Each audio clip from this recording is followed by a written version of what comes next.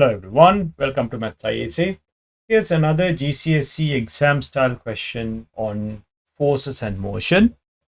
You need to use the equations of motion to do this one and a bit of Newton's laws of motion as well. Pause the video and give it a try. When you're ready for the answer, you can press play and then you can check your answer against mine.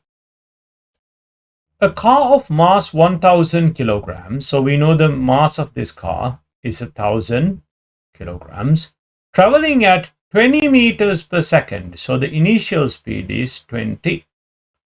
Accelerated to 30. So the final velocity is 30 meters per second over 2.5 seconds. So we know the time is 2.5 seconds. Part A. Calculate the displacement of the car during this time. Now, the formula with displacement is v squared minus u squared is equal to 2as. Here, v is the final speed, u is the initial speed. So u is the initial velocity, v is the final velocity, a is acceleration, t is time, s is displacement.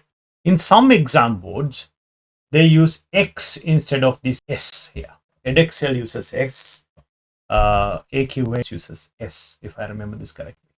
So anyway, it doesn't matter. It's just whatever the letter is fine. So v squared, we know the final one is 30 squared. Minus u squared is 20 squared is equal to 2 times O.